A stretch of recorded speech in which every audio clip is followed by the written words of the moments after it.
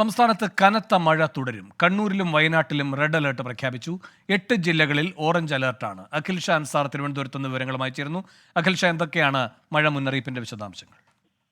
നമുക്ക് അറിയുന്നത് പോലെ തന്നെ കഴിഞ്ഞ കുറച്ച് ദിവസമായി സംസ്ഥാനത്ത് അതിതീവ്രമായ മഴ തുടരുകയാണ്. ഇന്നിപ്പോൾ പുതുക്കിയ മഴ മുന്നറിയിപ്പ് പ്രകാരം കണ്ണൂരും വയനാടും റെഡ് അലർട്ട് പ്രഖ്യാപിച്ചിട്ടുണ്ട്. ഈ രണ്ട് ജില്ലകളിലും അതിതീവ്രമായ മഴയ്ക്കാണ് സാധ്യത. ഈ അതിതീവ്ര മഴ അപകട സാധ്യതകൾ വർദ്ധിപ്പിക്കുമെന്നുള്ള കാര്യവും കേന്ദ്ര കാലാവസ്ഥാ വകുപ്പ് അറിയിക്കുന്നുണ്ട്. പ്രത്യേകിച്ച് ഈ മണ്ണിടിച്ചിൽ, അതുപോലെ തന്നെ ഉരുൾപൊട്ടൽ തുടങ്ങിയ അപകടങ്ങൾക്ക് സാധ്യതയുള്ളത് കൊണ്ട് തന്നെ ഈ അപകട മേഖലകളിൽ താമസിക്കുന്നവർ ജാഗ്രതരായിരിക്കണം. സർക്കാർ നിർദ്ദേശപ്രകാരം മാറി താമസിക്കേണ്ട നിർദ്ദേശം കിട്ടിയാൽ അത് ആ രീതിയിൽ തന്നെ മുന്നോട്ട് പോകണം എന്നുള്ള കാര്യവും അറിയിക്കുന്നുണ്ട്. പ്രധാനമായും 8 ജില്ലകളിൽ ഓറഞ്ച് അലർട്ട് പ്രഖ്യാപിച്ചിട്ടുണ്ട്.